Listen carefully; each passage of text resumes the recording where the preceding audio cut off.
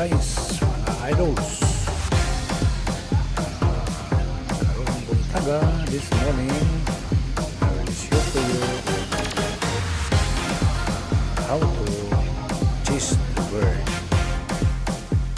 If you chase the bird will fly away. So this bird has been with eyes of Asian glossy starling bird. So the eyes of the bird is red. One of the favorite foods is ripe fruits such as papaya.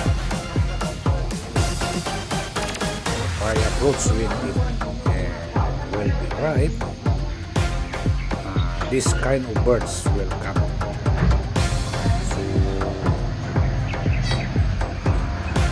no need to chase the bird.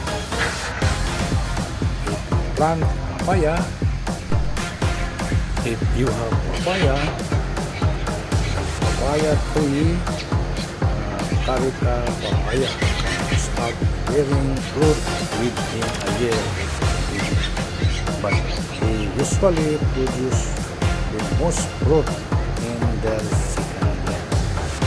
So the papaya bears ripe fruits. The bird, this kind of bird, red eyes bird, will come in. That is one way of how to come closer with the bird. No need to chase the bird because it will fly away, but you have to plant more fruits or flowers that birds may eat. So it will come and you will see the birds beautiful, the way how they mingling with each other, the way how they eat the fruits. These birds will not stop coming until the fruits will be nothing.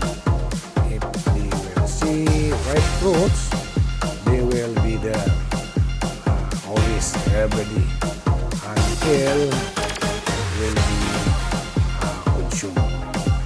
So guys, don't forget to subscribe my YouTube channel, like and share, hit the notification bell so that you will know how about my channel. You will receive and update the information by YouTube. So I'll share to you how to chase bird and to get bird closer to you. So the best way, you have to plant more fruits such as papaya, guava, and others that the birds may eat when it is ripe. Guys, thanks for watching. God bless everyone. So to have more fans, plant more trees that bears fruits that you may eat and the birds also can eat. God bless everyone. Have a nice day. Bye. See you next time.